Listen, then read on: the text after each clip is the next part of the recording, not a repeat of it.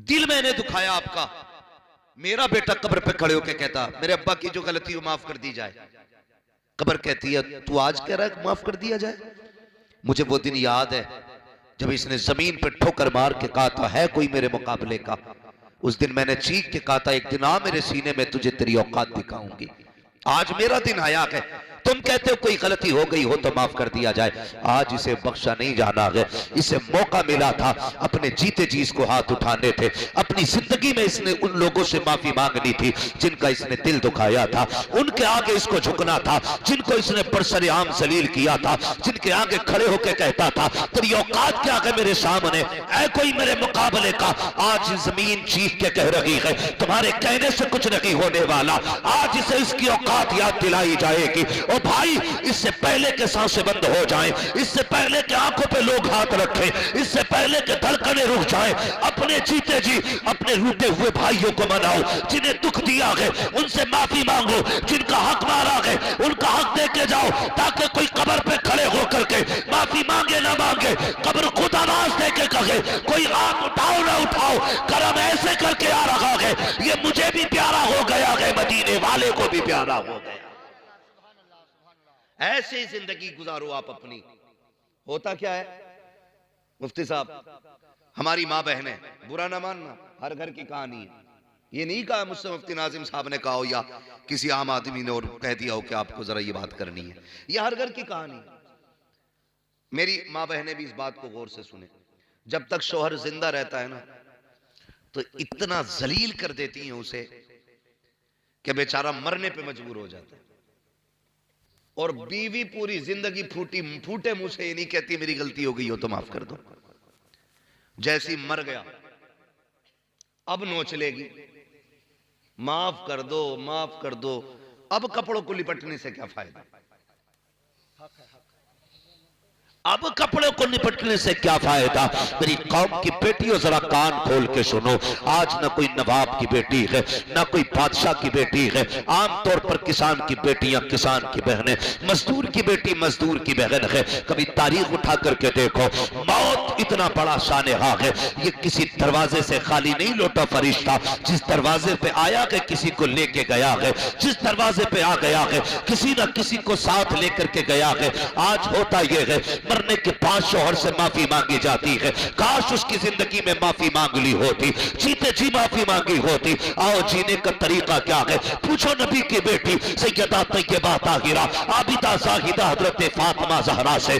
जब विसाल का वक्त आया है आपने सुबह उठने के बाद पूरे घर के अंदर सफाई की। हजरत अली अंदर आए, क्या देखते हैं पूरे घर में हजरत फातिमा सफाई कर रही है। देख के मुस्कुरा देते हैं, लगता है खातून जन्नत की तबीयत दुरुस्त हो गई है। हजरत फातिमा ज़हरा ने कहा था ए अली मैंने सारे कपड़े धुल दिए हैं, आपके सर पे जो अमामा है ये बाकी रह गया है ये भी दे दीजिएगा। हजरत अली ने वो भी उतार दिया। उसके बाद शहजादों को गुस्ल दिया। देने के बाद जब सुरमा लगाया, बालों में तेल डाला, रोना शुरू कर दिया बेटों को देख करके। हजरत मौलाए कायनात ने कहा था फातिमा खैर तो है, आज से पहले भी बेटे नहलाए हैं लेकिन कभी आंसू नहीं बहाए। आज से पहले भी बेटों को दूल्हा बनाया है लेकिन कभी आंख में आंसू नहीं आए। खातून जन्नत बता तो सही आज रोने की वजह क्या है। खातून जन्नत कहती है ए अली आज तहज्जुद पढ़ने के बाद मैं फजर के इंतजार में मुसल्ले पे बैठी थी, मेरी आंख लगी ख्वाब में मेरे मुस्तफा तशरीफ लाए थे। आने के बाद कहा था ए मेरी फातिमा तूने 6 महीने मेरी जुदाई में गुजारे हैं। फातिमा वक्त आ गया है अब तू मुझसे मुलाकात करने वाली है। काली बाबा आए थे और कह के गए थे ए फातिमा तुझे सहरी अली के दस्तरखान पे खाना है और इफ्तार मोहम्मद के दस्तरखान पे करना है। कहा अली बाबा आए थे मुझे दुनिया से जाना है, मेरा वक्त आ गया है। हजरत अली की आंख में आंसू आ गए। माँ ने बेटों को तैयार किया, कहा जाओ नाना के मजार पे सलाम करके आओ। जब शहजादे निकल जाते हैं अब सुन मेरी बेटी कौम की शहजादी हो, अब सीने पे हाथ रख के मेरी बात सुनना। खातून जन्नत कौन है जिनके जिनके बारे में मेरे नबी ने कहा था मेरी बेटी वो है जिसको रब ने जन्नती औरतों का सरदार बनाया है, ये वो खातून जन्नत है जिनके बारे में नबी ने कहा था फातिमा मेरे जिगर का टुकड़ा है, ये वो खातून जन्नत है अल्लाह अकबर जिनके लिए जन्नत से जिब्रील जोड़े लेके आते रहे हैं, ये वो खातून जन्नत है जिनके दस्तरखान पर जन्नत का खाना मिलता रहा है। अल्लाह अकबर। हजरत सैयदा फातिमा ने कहा था अली आज कुछ मांगना चाहती हूँ, वो फातिमा जिसने पूरी जिंदगी शोहर से कुछ नहीं मांगा आज कहती है कुछ मांगना चाहती हूँ। अली भी खुशी से मचल जाते हैं, फातिमा मांगो तो सही, कभी कुछ मांगा ही नहीं। एक दिन सेब मांग, एक दिन अनार मांगा था, वो भी किसी साइल पे चला गया था।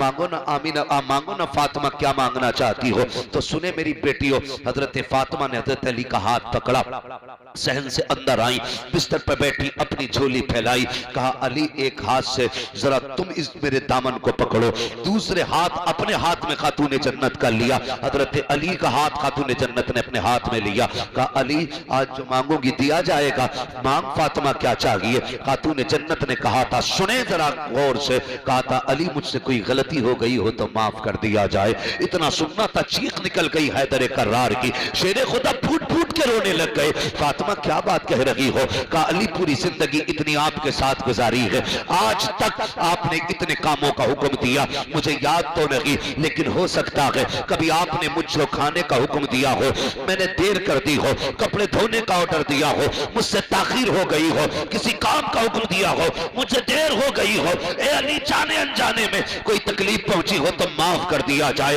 हजरत अली की आंख में आंसू, कहने लगे शहजादी सरवरे कौनैन हो, ए फातिमा तुम नबियों के सरदार की बेटी हो, ए फातिमा तुम्हें तो शहजादी की तरह रखना चाहिए था, पूरी जिंदगी मेरे घर के अंदर फाके के साथ गुजारी, आज तक शिकवा नहीं किया। फातिमा माफी तो मुझे मांगनी चाहिए। कहा नहीं अली ऐसा ना बोलिए, मैं बीवी हूं आप मेरे सरताज हो, मुझे डर लग रहा है कहीं कयामत का दिन मुस्तफा के आगे रुसवा ना होना पड़ जाए। ए अली मेरी खता माफ कर दी जाए। अल्लाह अकबर। वो नबियों की सैयदुल अंबिया की बेटी होकर के हजरत अली से जीते जी माफी मांग रही है।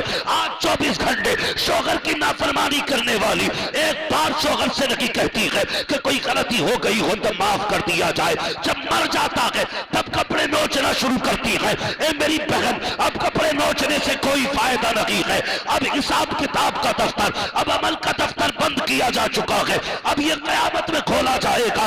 माफी मांगनी थी तो कभी शाम को बैठा के माफी मांगती, कभी सुबह को उठा के माफी मांगती, कभी पानी दे के माफी मांगती, कभी खाना खिला के माफी मांगती। खुदा की कसम मेरे नबी ने फरमाया जो औरत इस हाल में दुनिया से जाए उसका शौहर उससे राजी है, अल्लाह उसके लिए कब्र में जन्नत के दरवाजे खोल दिया करता है।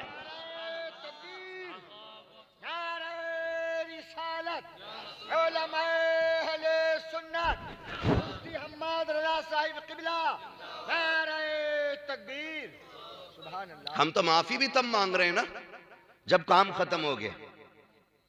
भाई जीते जी माफी मांगो। किसी का दिल दुख गया है ना, अपनी जिंदगी में रफा दफा कर लो। बड़ा मसला है, बड़ा मसला है। अगर समझ में आ जाए ना हुकूक क्या चीज है। याद है ना तारीख, मेरे नबी ने जब आखिरी खुतबा इरशाद फरमाया था जुमे के दिन में, और आका करीम ने फरमाया था ना, एक दिन फरमाया था बिलाल सारे लोगों को खबर कर दो कि मैंने बुलाया है। जब मदीने में ये आवाज गूंजी हुजूर बुला रहे, एक एक बच्चा निकल के आ गया था, एक एक बच्चा। और फिर हुजूर ने कहा था बताओ मैंने खुदा का पैगाम तुम तक पहुंचाया कि नहीं। सबने कहा था बेशक।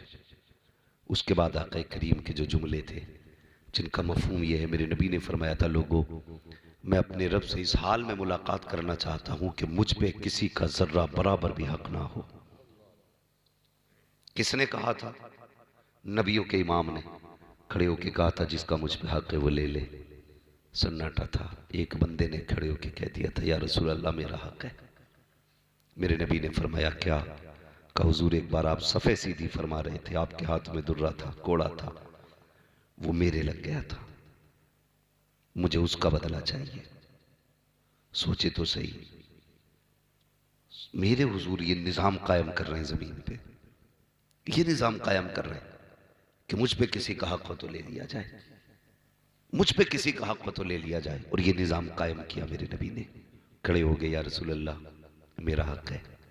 इतनी बात कही ना तो हुजूर ने फरमाया क्या हक है? आपका कोड़ा मेरी कमर पे लगा था। तो नबी ने फरमाया अपना बदला ले लो। कहने लगे वही कोड़ा चाहिए जो उस दिन लगा था। इंसाफ देखिए, इंसाफ देखिए। मेरे नबी ने फरमाया सलमान जी या रसूल अल्लाह का, जाओ मेरी बेटी के घर चले जाओ, उनके घर पे वो कोड़ा रखा हुआ है, लेके आओ। हुजूर को बुखार इतना तेज था कि हाथ चेहरे पे नहीं रखा जाता था। ये उन दिनों की बात नहीं कर रहा हूं जिन दिनों में हुजूर सेहतमंद थे, उस दिन की बात कर रहा हूं जब हुजूर की वफात का वक्त आया था। इतनी तेज बुखार था, हाथ मत्थे पे नहीं रखा जाता था। हाँ, हुजूर ने फरमाया ले अपना बदला। और जब सलमान फारसी खातून जन्नत की चौखट पे गए, कौन है? का सलमान आया है। का क्यों? का वो जो कोड़ा आपके पास है हुजूर का, वो दे दिया जाए। सलमान चचा इस कोड़े की क्या जरूरत पड़ गई? जब उन्होंने बताया कि हुजूर ने ऐलान किया मुझ पे किसी का हक है तो वो ले ले। का एक सहाबी है, वो अपना बदला लेना चाहते। क्या कहना चाहते हो? का उन्होंने कहा हुजूर के हाथ से उनकी कमर पे कोड़ा लगा था, आज वो इस कोड़े के जरिए अपना बदला लेंगे। बेटी तो बेटी होती, तड़प गई। कहा ठहरो। अंदर गई, शहजादे चटाई पे सो रहे थे, उठाया, कोड़ा हाथ में लिया। लेने के बाद फरमाया जाओ शहजादो तुम सो रहे हो, किसी ने नाना से कोड़े का बदला मांग लिया है। तुम्हें पता है ना मेरे बाबा की तबीयत खराब है, कोई भी कीमत देनी पड़े शहजादो, कीमत अदा कर देना। एक कोड़ा मेरे बाबा के बदन पे नहीं लगना चाहिए। शहजादे आ गए थे, बात तवील हो जाएगी। मैं बस बताना ये चाहता हूं, हुजूर ने उस दिन इंसाफ कायम किया। कोड़े आ गए, कोड़ा भी आ गए, शहजादे आ गए। कहने लगे सलमान चाचा बताओ ना वो कौन है जो हमारे नाना से बदला लेना चाहता है। इशारा किया उकाशा की जानिब, दौड़ के हाथ पकड़ लिया।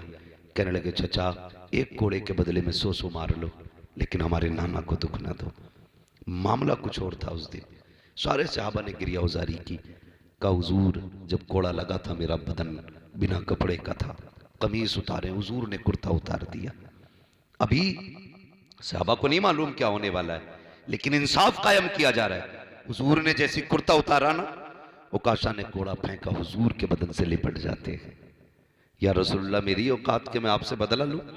मैंने तो सुना था जो आपके बदन से लग जाएगा वो जन्नती हो जाएगा, जो आपके बदन से लग जाएगा वो जन्नती हो जाएगा। फिर मेरे नबी ने कहा जिसे जन्नती का चेहरा देखना हो वो मेरे उकाशा का चेहरा देखे। भाई इंसाफ कायम किया मेरे नबी ने, इंसाफ कायम किया। आज इंसाफ नहीं है। आज बेटों से गुजारिश है, हर बेटे से। आज नजाकत भाई के बच्चों से बात नहीं कर रहा हूं, सिर्फ सारे बेटों से बात कर रहा हूं। कई बार ऐसा होता है ना, बाप के बाद बेटियां बड़ी यतीम हो जाती हैं। यतीम तो बेटे भी हो जाते हैं, लेकिन बेटियां बड़ी वाली यतीम हो जाती हैं, इसलिए कि बाप के इंतकाल के बाद बाप की जायदाद के मालिक बेटे बने रहते हैं, लेकिन अक्सर बेटियों को लावारिस बना दिया जाता है। अक्सर बेटियों को लावारिस बना दिया जाता है, और उसी जायदाद पे सांप बन के बैठने वाले कल जब बीमारी आती है या बरकतें उड़ जाती हैं, फिर कहता दुआ करो बरकत नहीं हो रही है। खुदा की कसम किसी का बचाने से दौलत नहीं आती है, बल्कि किसी का हक उसे खिलाने से बरकतें अल्लाह अता फरमाया करता है। अक्सर होता क्या है, बुरा ना मानना, ये भी बात कड़वी है। अक्सर होता है ये बाप के इंतकाल के बाद भाई बहनों को छोड़ देते। कई बार भाभियां बड़ी एक्टिव हो जाती हैं। भाभियां अगर बहन आ जाए ना, कहती लो चली आई कल मुई, आज फिर आ गई, 8 दिन पहले तो आई थी। यहां तक बदतमीजी देखी है हमने, कितनी बहनों को धक्का देकर दरवाजे से हटा दिया जाता है। तुझे क्या लगता है ये रोटी खाने आई है, ये तुझसे पैसे लेने आई है? ये बेटी है बाप की।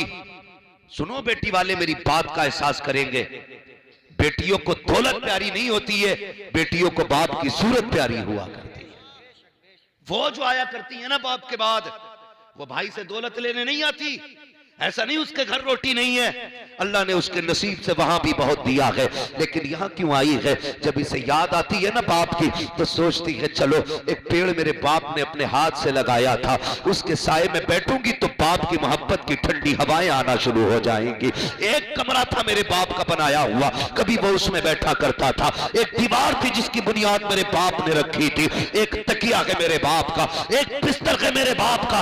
जब बेटियां अपने बाप के घर आती है, भाइयों की जायदाद लेने के लिए नहीं, रोटी लेने के लिए नहीं, बल्कि बाप की दहलीज पर उसकी यादों को देखने के लिए आती है, ताकि उसके बिस्तर को देखे तो कलेजा ठंडा हो जाए, उसके हाथ के लगाए हुए पौधे को देखे तो रूह को ताजगी मिल जाए। इसलिए बेटी आया करती है, ए मेरी बहन की, मेरी कौम की शहजादी हो, अगर किसी घर की बहू बनो तो किसी बेटे को बहन से जुदा ना करना, भाई को बहन से अलहदा ना करना। अगर ये चाहती हो तुम्हें दुनिया में भी सुकून बने, आखिरत में भी सुकून मिले। अगर नंगे आया करे, चेहरा ना बिगाड़ा करो, इनके आगे से दस्तरखान ना हटाया करो, बल्कि इन्हें देख के मुस्कुरा दिया करो। और भाइयों से कहूंगा, बाप का इंतकाल हो गया है, बहन को 1 महीना हो गया है, लगा गाड़ी में चाबी, उड़ के चला जा बहन के दरवाजे पे, उससे जाके कहते 1 महीना हो गया तुझे नहीं देखा, बड़ी याद आ रही थी। खुदा की कसम बहन रोना शुरू कर देगी, वो कहेगी आज तेरे लहजे में मुझे बाप का लहजा नजर आ रहा है, तेरे प्यार में आज बाप का प्यार नजर आ रहा है।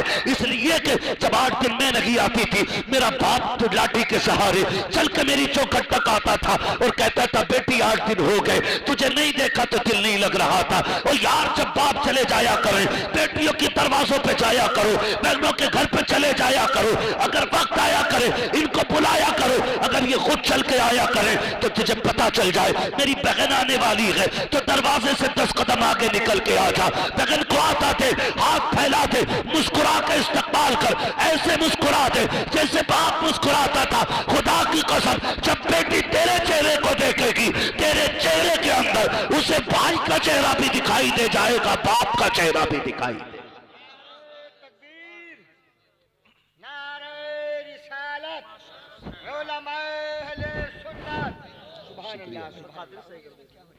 भाई अल्लाह आपको सलामत रखे, बाप के बाद कभी बहनों को लावारिस मत होने देना। और सुनो, वजीफा मैं बता के जा रहा हूं, जब घर में बरकत ना हो, बहन हो बेटी हो, बैठा कभी आगे और बैठा के हाथ उठा कि मालिक इस बेटी के सदक़े में रिज्क के दरवाजे खोल दे।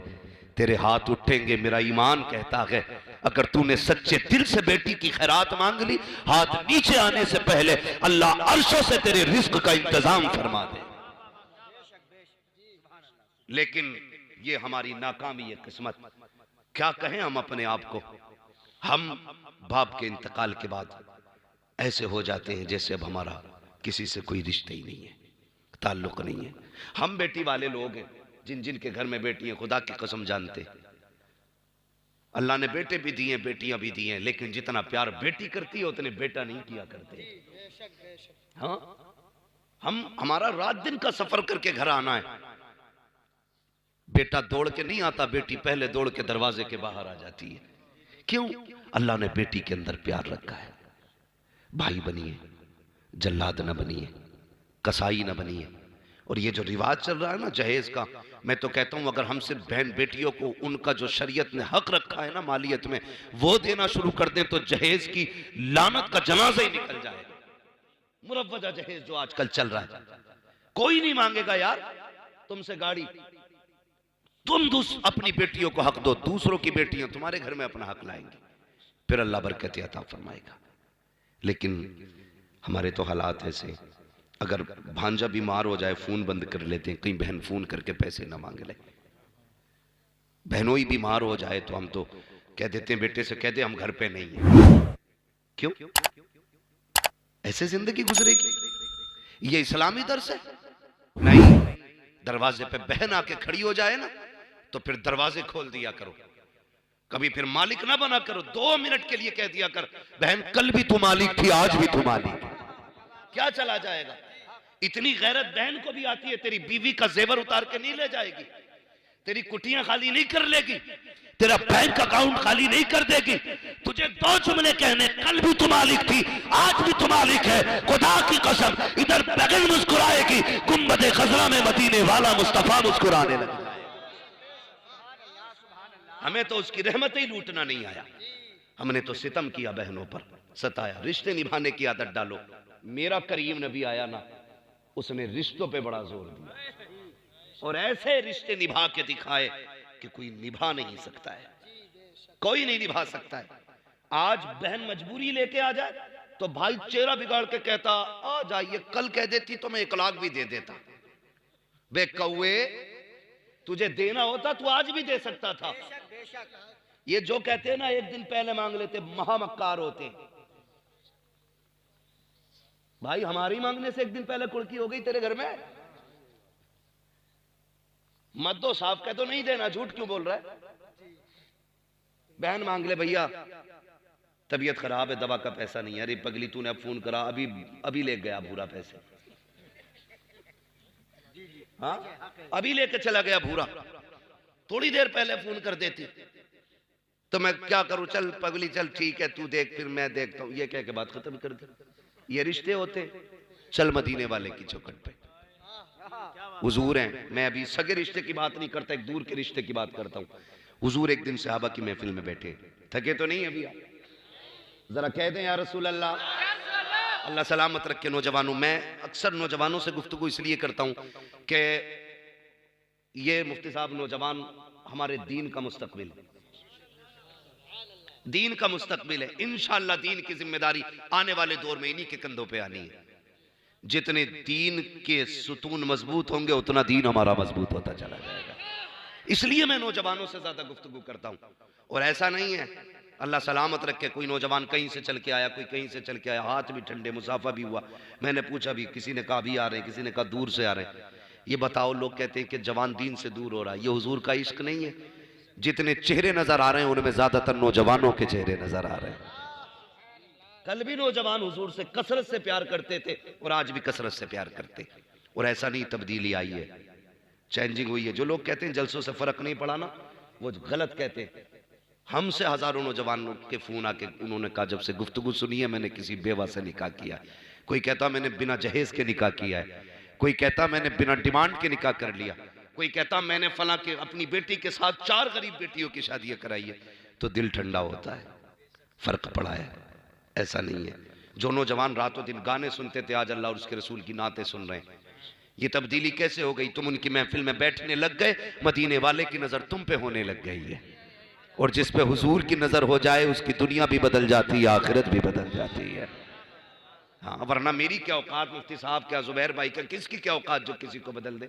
दौर तो इतना सख्त है, बेटा बाप की सुनने तैयार नहीं, हमारी कौन सुनेगा। ये जो बैठे हुए हो ना, हमारी वजह से नहीं, मदीने वाले ने बैठा रखा है।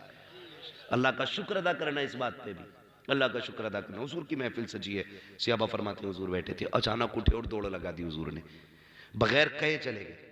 सहाबा फरमाते हमें तो डर रहता था, दुश्मन का दौर था, लोग मुखालफत में रहते थे। बोले हमने जब हुजूर बगैर कह गए हमने भी पीछे पीछे दौड़ा लगा दी। कहा हुजूर हमारी नजरों से गायब हो गए, हम कैसे तलाश करते। सहाबा फिर बताओ कैसे ढूंढा। कहने लगे फिर हमने अपनी सांसें तेज कर ली, जिधर जिधर से खुशबू आती जाती थी हम रास्ते उधर के इख्तियार करते जाते थे। और आला हज़रत फरमाते हैं उनकी महक ने दिल के गुंचे खिला दिए हैं, जिस राह चल दिए हैं कूचे कूचे बसा दिए। कहा जिधर से खुशबू आती थी उधर चले जाते थे। कहने लगे खुशबू लेके आ गई हमें गरीब के दरवाजे पे। तवज्जो है, एक गरीब के दरवाजे पे महबूब खड़े हैं, हम भी जाके खड़े हो गए। हुजूर फरमाते हैं दरवाजा खटखटाया, हुजूर ने सहाबा कहते हैं अंदर से एक बच्ची की आवाज आई, कौन? हुजूर ने फरमाया तेरा भाई। उसने कहा मेरा कोई भाई नहीं। हुजूर ने फरमाया तेरा बाप। उसने कहा मेरा कोई बाप नहीं। हुजूर ने फरमाया तेरा करीबी। उसने कहा मेरा कोई करीबी नहीं। फिर हुजूर ने फरमाया दरवाजा तो खोल। जब बच्ची ने दरवाजा खोला हुजूर अंदर गए, बच्ची रो रही थी। मेरे महबूब फरमाते हैं बता क्या तूने अपने भाई का नाम लेके आवाज नहीं दी थी? वो एक कमरे के अंदर और हुजूर सहाबा की महफिल में, कई गलियां मुड़ के हुजूर गए। सहाबा कहते हैं अचानक हुजूर उठे थे, फोन टेलीफोन का दौर नहीं था, हुजूर फरमाते बता तूने नहीं कहा था काश मेरा बाप आ जाता? कहा हाँ कहा तो था। फरमाया तेरी उसी सदा का जवाब बन के आया हूं। कहा तूने ये नहीं कहा था काश मेरा भाई आ जाता? कहा ये भी कहा था। कहा फिर सुन तेरी उसी सदा का जवाब बन के आया हूं। कहा तूने ये नहीं कहा था कि काश कोई मेरा हमदर्द होता? कहा तो था। फरमाया तेरा हमदर्द बन के आया हूं। रो दी बच्ची। उसने कहा मेरा बाप तो है लेकिन वो नहीं आया। हुजूर फरमाते हैं बता बेटी बात क्या है? उसने कहा मैं बहुत छोटी थी, मेरा बाप मुझे बाजार में बेच के गया था और आज उसने कहा 7 साल हो गए इस घर की नौकरी करते करते। कहा इतना सितम मेरे ऊपर होता है कि काम पूरा ना हो तब भी मारा जाता है, अगर बीमारी में लेट जाऊं तब भी मारा जाता है। ए आने वाले मसीहा बात यह है इतनी सताई गई हूं कि दुख बर्दाश्त नहीं कर पाई। आज मैंने पहली बार कहा है काश मेरा बाप मेरा दुख देख लेता, मेरा भाई आता मेरा सितम देख लेता। वो जो बेच के चला गया काश मुझे आके देखता, उसे पता चलता बेटी पे कितना सितम किया है। इतना सुनना था नबुव्वत वाली आंखें बरसना शुरू हो जाती हैं। मेरे नबी फरमाते हैं सहाबा इसका सारा सामान इकट्ठा किया जाए। बच्ची से कहते हैं बता तेरा मालिक कहाँ है? उसने कहा फला टीले पे रहता है, फला पहाड़ी के पीछे मकान है। मदीने वाले ने सारे सामान का ढेर लगवाया। 2 गठरियां बनी है, एक गठरी हजरत सलमान ने उठाई, दूसरी हजरत बिलाल ने उठाई। जब लेके चलने लगे महबूब ने आगे बढ़ के दोनों गठरियां ली। बच्ची कहती किधर लेके जा रहे हो? कहा मैंने तुझे बेटी कह दिया है, मैंने तुझे बेटी कहा है। चल उसके दरवाजे पे जो तुझे खरीद के लाया था। जब महबूब गठरी लेके चले सहाबा ने कहा तड़प के या रसूल अल्लाह हम जाने देने तैयार हैं। गठरी की उठा रहे हैं। कहा जमाने को बताना चाहता हूं अगर बेटियां बाप की जिम्मेदारी पे आ जाया करें बोझ ना समझना, मोहम्मद की सुन्नत सौदा के उसको कंधे पे उठा के चलना। इसलिए मेरे हुजूर ने बोझ उठा लिया, दोनों गठरियां रख ली। कहा जमाने को बताना चाहता हूं बेटियां पलट के अगर बाप की चौखट पे आ जाए वो बोझ नहीं रहती है और उनका बोझ बाप को बोझ नहीं लगता है। हुजूर ने दोनों गठरियां कंधे पे रखी हैं और फरमाया बच्ची से चल आगे आगे। वो आगे आगे जब उस जगह पे पहुंची और वो सामने जो यहूदी था वो छत पे बैठा था, उसके कुछ यार थे मैं रिश्तेदार वो भी आए हुए थे। उसने हुजूर को आते देखा ना, साथ में बच्ची को देखा, उसने सोचा कुछ हो गया है, खट से नीचे कूद गया। बच्ची दरवाजे पे ले आई, मेरे हुजूर ने चौखट बजा दी। अंदर से आवाज आई कौन? फरमाया अना मुहम्मदुर रसूलुल्लाह। उसने दरवाजा खोला और सर से लेके पैर तक देखा। देखने के बाद कहा कैसे आए हो? कहा ये तेरी खरीदी हुई बच्ची है? कहा हाँ। फरमाया इसकी कीमत बचा, आज इसे खरीद के मोहम्मद आजाद कराने आया है। जैसी इतनी बात सुनी ना उसने कीमत तो कुछ नहीं बताई, दौड़ लगा दी। अंदर गया, जाने के बाद बड़ी पुरानी किताब उठा के लाया, अपने बुजुर्गों की किताब लाने के बाद उसने कहा थोड़ी मेहरबानी करेंगे? कहा क्या? कहा जरा थोड़ा सा अपना कॉलर का बटन खोलें, मुझे कुछ देखना है। महबूब ने थोड़ा सा बटन खोला, उसने किताब के वर्क पलटे, वर्क पे वर्क पलटता रहा। उसने फिर पूछा कहाँ के रहने वाले हो? कहा मक्के के। कहा बाप का नाम क्या है? कहा अब्दुल्ला। खानदान का नाम क्या है? कहा कुरैश। उसने जब इतना सुना दौड़ के गया, अपने रिश्तेदारों के हाथ पकड़े बाहर लाया। का किताब तुम पढ़ो, वजाहत मैं कर रहा हूं। पूरे रिश्तेदार खड़े हैं। का हमारी किताब बता रही है जो आखिरी पैगंबर होगा खानदान कुरैश से होगा, अब्दुल्ला का लख्त जिक्र होगा, आमिना का राज दुलारा होगा। का हमारी किताब बता रही है इंसानियत का ऐसा सबक देगा कि वो एक बच्ची को आजाद कराने के लिए उसका बोझ अपने कंधे पे लेके आएगा। का देखो तो सही, एक एक लाइन से एक एक आदत भी लाओ। आंखें भी वैसी हैं जो किताब ने कहा है, चेहरा भी वैसा है जो किताब कह रही है। ये देखो कंधे पे गठरी भी है, ये देखो बच्ची भी है। मेरे नबी फरमाते हैं ताखीर न कर कीमत बचा। उसने रो के कहा था का सिर्फ बच्ची आजाद कराने आए हो? कहा हाँ। उसने कहा या रसूल अल्लाह अब से बेटी का अदला कराइए, हाथ बढ़ाइए, हमें भी कुफ्र से आजादी अता फरमा दीजिए। हाँ ये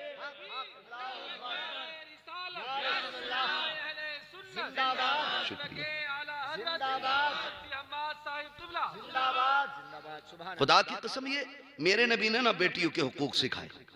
बेटियों से प्यार करना सिखाया। अल्लाह आपको सलामत रखे। बाप का इंतकाल हो जाना तो बेटी को सताना नहीं है, बहनों को बोझ नहीं समझना है, खुदा की रहमत समझ के इनका साथ देना है, खड़े हो जाना। आज तुम इनके साथ खड़े हो जाओ, मुसीबत में फंसोगे, खुदा की रहमतें तुम्हारे साथ खड़ी होंगी। नौजवानों, अखलाक सबसे बुलंद कीजिएगा। अखलाक, अखलाकी मयार हमारा जब आला होगा ना, तो हमारा मुआशरा खूबसूरत नजर आएगा, बहुत खूबसूरत नजर आएगा। मेरे मुस्तफ़ा की दी हुई एक एक तालीम पे अमल करने की कोशिश करें। रिश्तेदारों से प्यार बांटें, मोहब्बतें बांटें, खास करके करीबी रिश्तेदारों को। मसला क्या होता है ना, बंदा सबको नवाजता रहता है, लेकिन पड़ोस में रहने वाले यतीम भतीजे भतीजे नजर नहीं आते। दुनिया को बांट देगा पैसा, अपने सगों को देने के लिए बंदा तैयार नहीं होता है। खुदारा आपको अल्लाह तौफीक देना, अपने बच्चों के लिए 1000 का सामान खरीद लें, 500 रुपए का सामान यतीमों के लिए भी लगा दें। ये सोच लिया करो यार, किसी यतीम को देख के कि इसकी जगह पे मेरे बच्चे भी तो हो सकते थे, इसके बाप की जगह मैं भी तो कब्र में हो सकता था ना। ये सोच करके यतीमों के सर पे हाथ रख दिया करो। फरमाया गया कि जो शफकत से यतीम के सर पे हाथ रखता है तो जितने बाल उसके हाथ के नीचे आ जाते हैं अल्लाह उतनी नेकियां अता फरमा दिया करता है। वो तो निहायत सस्ता सौदा, बेच रहे हैं जन्नत का, हम मुफलिस का मोल चुकाएं, अपना हाथ ही खाली है। ये फ्री की जन्नतें खरीद लें, सस्ती जन्नतें खरीद लें। सबसे ज़्यादा खुश नसीब वो होता है कि जिसकी कफालत में कोई यतीम, कोई लावारिस हुआ करता है, सबसे ज़्यादा खुश नसीब होता है। और कीजिएगा ये काम, गौर कीजिएगा, यतीमों से प्यार करें, गरीबों से मोहब्बत करें, रिश्तों को निभा के चले। जाना है तो जीते जी जिनका दिल दुखाया उनसे माफ़ी मांग ले। अपनी ज़िंदगी में लोगों से जीते जी माफ़ी मांग जाएं। बहनों से गुजारिश करूँगा, अपने शोहरों से अपनी उन्हीं की ज़िंदगी में माफ़ी मांग लेना। मरने के बाद उन्हें नोचने से नतीजा कुछ नहीं होने वाला। अगर अल्लाह उसे मौका दे दे, उठ के थप्पड़ और मार देगा वो, कहेगा आप मरने के बाद तो चैन से लेटा नहीं दे। तो थोड़ा सा इस बात का ख्याल करना है। अपने जितने भी आपको ये एहसास हो कि भाई मुझसे फलां का दिल दुख गया है तो उससे माफ़ी मांग लेनी है। अल्लाह हम सबको मरने से पहले तौबा की तौफीक नसीब फरमाए, नेकियां करने की तौफीक अता फरमाए। आली जनाब मरहूम नज़ाकत साहब आज वो हमारे बीच नहीं है, ऐसे ही कितने लोग धीरे धीरे हमारे बीच से ख़त्म होते चले जा रहे हैं और ख़त्म हो जाएंगे। हमें लगता है अपने जीते जी हम जाएंगे तो कोहराम होगा, हम जाएंगे तो हंगामा होगा। कुछ नहीं, तीजे तक वो सारी जगहें भर जाया करती हैं। जो यार छोड़ के जाओगे वो यार और किसी को यार बना लेंगे, जो जायदाद छोड़ के जाओगे उसे बेटे बांट लेंगे, जो भी आप छोड़ के जाओगे तुम्हारा कुछ नहीं रहने का है, सब दूसरों पे चला जाना है। तो ये ज़रूरी नहीं है कि इस चीज़ का इंतज़ार करें मौत आएगी तो देखा जाएगा। आज ले उनकी पनाह, आज मदद मांग उनसे, कल न मानेंगे क़यामत में अगर मान गया। फरमाया गया वातसिमू बिहब्लिल्लाहि जमीआ, अल्लाह की रस्सी को मजबूती से थाम लो। हाँ, मजबूती से थाम लो। नौजवानों, कोशिश ये करनी है अपनी ज़िंदगी में कभी किसी का दिल नहीं दुखाना है। करेंगे इंशाअल्लाह, अल्लाह तौफीक देगा तो दूसरों की मदद करेंगे इंशाअल्लाह। हाँ, उन अमीरों से बच कर रहना जिनके कुत्ते हज़ारों की जैकेट पहनते हैं और गरीबों के बच्चे सर्दी में भी गर्म कपड़ा नसीब उन्हें नहीं होता है। ऐसा नहीं बनना है। हमें कोशिश ये करनी है, हमारे पास अल्लाह ने दिया है, कोई बात नहीं, हम पिछले साल के गर्म कपड़ों से काम चला लेंगे। आज हमारे पैसे से किसी गरीब के बच्चों का गुजारा होना है तो कराना है, कराएंगे इंशाअल्लाह। सारे बोले इंशाअल्लाह। और कोशिश ये करें कि अपनी जिंदगी में एक नेक काम ऐसा जरूर कर दें कि याद रहे कि इंशाअल्लाह ये हमारी बख्शिश का जरिया बनेगा। एक काम जरूर ऐसा करना। और हमने देखो 40 साल बर्थडे मना रहे, बुड्ढा भी अरे आप 55 साल हो गई, मैं बर्थडे बनाना चाहता हूँ। दांत लगवा ले भाई, इसमें से बार बार हवा निकल रही है। बर्थडे मना रहा, टाइम से पहले अगरबत्ती पे फूंक पहुंच गई, मोमबत्ती पे बुझ गई। हाँ, क्योंकि सांस ही दांतों में गुआ रहा उसके। तो भैया ये बर्थडे, ये जन्मदिन कभी ख्याल किया करो, 55 साल गुजर गए, 60 गुजर गए, आज तक रब को राजी न कर सके।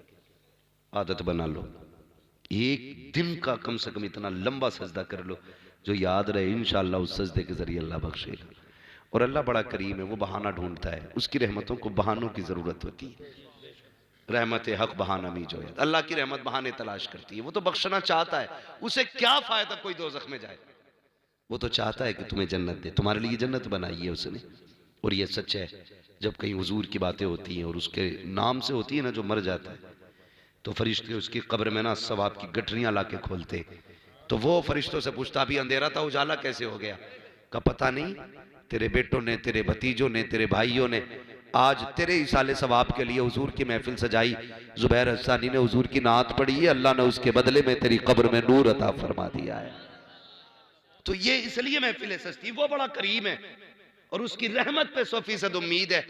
उसे एक बार या करीम कह दो, वो 70 बार कहता, मांग मेरे बंदे क्या मांगता है। आज हम कहते हैं करीम, मास्टर नजाकत साहब की मगफिरत फरमा दे। रहीम रहमान, मास्टर नजाकत साहब की मगफिरत फरमा दे। वो बड़ा करीम है, इंशाअल्लाह वो अपने महबूब के सदक़े में मरहूमों को बख्श देता है। हाँ, मंगतों का हाथ उठते ही दाता की देन थी, दूरी कबूल और बस हाथ भर की है। मांगेंगे मांगी जाएंगे, मुंह मांगी पाएंगे, सरकार में न लागे न हाजत अगर की है। हाँ, लबवा हैं आंखें बंद हैं, फैली हैं झोलियां, कितने मजे की भीख तेरी पाक दर की है। लोगों, नौजवानों, बदलो अपने आप को। इंशाअल्लाह मरने से पहले मरने की तैयारी करेंगे इंशाअल्लाह। हलाल रोजी खाएंगे इंशाअल्लाह, किसी का हक नहीं मारेंगे इंशाअल्लाह, बल्कि लोगों का हक दे के जाएंगे इंशाअल्लाह। बहन बेटियों से प्यार करेंगे, जोर से बोलो इंशाअल्लाह। मौला करीम हमारी नस्लों को बरकत अता फरमाए। नौजवान, वक्त मिलता है तो हम कब्रिस्तान भी जाते हैं, उनके नाम की महफिलें सजाया करते हैं। दुआएं मांगा करो, अल्लाह जब भी मौत देना, इज्जत की मौत ईमान के साथ अता फरमाए। कई बार लोग कहते हैं दुआ कर दें, बीमारी हो गई है, मुसीबत में चल रहा हूं। बीमारियां मुसीबत नहीं होती हैं, वो बीमारी जिसमें मौत आ जाए वो अल्लाह की तरफ से रहमत होती है। बड़ी बात है। हुजूर फरमाया करते थे, अचानक आने वाली मौत से अल्लाह की पनाह मांगा करो, इसलिए कि ठोकर लगी, बंदा मर गया, एक लम्हा नहीं मिला तौबा करने का। लेकिन बंदा जब बिस्तर पे होता है और उसे लगता है मैं दुनिया से जाने वाला हूं, कितने ही गुनाहगार क्यों ना हो, उस वक्त उसे अपने गुनाह याद आ जाते हैं और फिर पलटता है अपने करीम रब की तरफ, रो के कहता मालिक बख्श दे, अब मैं इस लायक नहीं कि मैं चल के सजदे में गिर के दुआ मांगू। मालिक बिस्तर पे हूं, तू बड़ा करीम है। जब बंदा इस कंडीशन में आ जाता है ना, पड़े पड़े अपने रब को आवाज देता है, उसकी रहमतें बढ़ के गले लगा लेती है। उसकी रहमतें जब गले लगाती हैं, खुदा की कसम, जितने बंदे ने गुनाह किए होते हैं अल्लाह सारे गुनाह माफ फरमा दिया करता है। तो बीमारी भी अल्लाह की तरफ से रहमत होती है, उसमें अपने गुनाहों से तौबा करने का बंदे को मौका मिल जाता है। इसलिए दुआएं मांगा करो, अल्लाह ईमान पे मौत दे, इज्जत की मौत दे। नौजवानों, चलते फिरते हादसे हो रहे हैं, आपने भी देखे होंगे। हम लोग गाड़ी पे बैठे, हमें क्या मालूम, हमें तो पता था हमें मुरादाबाद जाना है, हमें तो पता था हमें बहेड़ी जाना, हमें पता था हमें बरेली जाना है, लेकिन क्या पता था मौत रास्ते में इंतजार कर रही है। जरा सा हाथ बहका, गाड़ी गिरी, भेजा बाहर, कुछ कहने का मौका नहीं मिला, कुछ सुनने का मौका नहीं मिला। अल्लाह ऐसी मौतों से हम सब की हिफाजत फरमाए और हम सबको मरने से पहले कलमे की तौफीक नसीब फरमाए। उजाले अपनी यादों के हमारे साथ रहने दो, न जाने किस गली में जिंदगी की शाम हो जाए। जिस तरह से दिन के 3 हिस्से होते हैं नौजवानों, दिन के 3 हिस्से, सुबह, दोपहर, शाम। सुबह कौन से वक्त को कहते हैं? जब सूरज, आप भी बोलें जरा, मुझे मालूम है बड़ी ठंड का मौसम है, हवा भी चल रही है। अल्लाह आपकी मोहब्बतों को सलामत रखे। ऐसी ठंड में इतनी तादाद में आप बैठे हुए हैं, मुझे हैरत हो रही है। हाँ, और देखो पर्दे भी ऊपर लगे, नीचे से हवा आने का इंतजाम रखा गया। मौलाना नाजिम साहब अगर थोड़े नीचे पर्दे लगवा देते तो कुछ मेहरबानी हो जाती। पर्दे भी थोड़े ऊंचे लगे, अल्लाह सलामत रखे। तो मैं, हाँ, बस ऐसी हवाएं आती रहें और इंशाअल्लाह महफिल तो जमनी है। खैरियत है आप लोग? क्या कह रहा था मैं आपसे? दिन के 3 हिस्से होते हैं, सुबह, दोपहर, शाम। सुबह जब सूरज निकलता है, दोपहर जब सूरज शबाब पे होता है, शाम जब सूरज, हाँ, जब सूरज छुप जाता है, यानी कि सुबह सूरज के तुलू का वक्त, दोपहर उसकी जवानी, शाम उसका बुढ़ापा।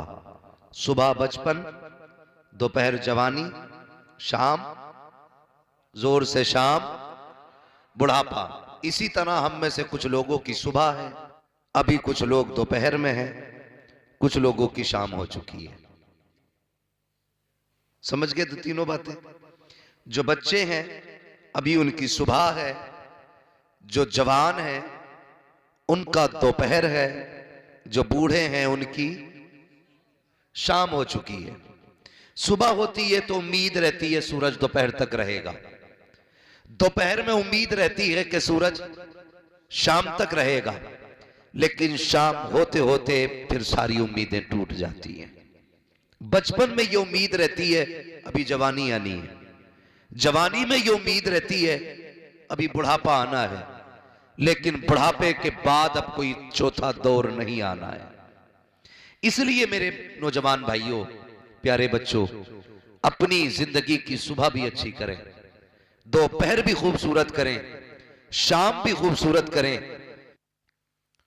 या खुदा बहरे जनाब मुस्तफ़ा इमदादकुन, या रसूल अल्लाह अज़ बहरे खुदा इमदादकुन, या शहीद करबला, या दाफ़िए करबो बला, कुल्लु खा शहज़ादे कुलगों क़बा इमदादकुन, गौसे आज़म बमने बेसरो सामा मददे, क़िबले दी मददे, काबे ईमा मददे, बगिरदाबे बला उफ्ताद कश्ती, मददकुन मददकुन मददकुन, या मुईनुद्दीन चिश्ती कादरी यमुना रहे, या गौसे आज़म भी ज़नम दमज़ शेख अहमद रज़ा ख़ान क़ुत्ब आलम बलगल उला बिकमालिही, कशफ़त दुजा बिजमालिही, हसनत जमीउ ख़िसालिही, सल्लु अलैहि व आलिही। करूँ तेरे नाम पे जाँ फ़िदा, न बस एक जाँ तो जहाँ फ़िदा, दो जहाँ से भी नहीं जी भरा, करूँ क्या करोड़ों जहाँ नहीं। जिसको अपने नबी से जितनी मोहब्बत हो, कोशिश करें उतनी आवाज़ के साथ रसूल और आले रसूल की बारगाह में दुरूद व सलाम की डालियाँ निछावर करें। पढ़ें बावाज़ बुलंद, अल्लाहुम्मा सल्ली अला सय्यदिना व शफ़ीइना व नबीना व मौलाना मुहम्मदिन मअदिनिल जूदि वल करम व आलिहि व अस्हाबिहि व बारिक व सल्लिम सलातुन व सलामन अलैका या रसूल अल्लाह सल्लल्लाहु तआला अलैहि वसल्लम। अज़ीज़ान मिल्लत इस्लामिया, जैसा कि आप सभी हज़रात को ये अच्छी तरह याद है, मालूम है कि आज आली जनाब मरहूम मास्टर नज़ाकत साहब, उनके इसाले सवाब के लिए हम लोग यहाँ पर जमा हुए हैं। अल्लाह करीम आज की इस महफ़िल के सदक़े में मरहूम की बेहिसाब मग़फ़िरत फ़रमाए। यकीन करें शुरू से अब तक नात ख़ानी और तक़रीर का मुसलसल सिलसिला जारी है।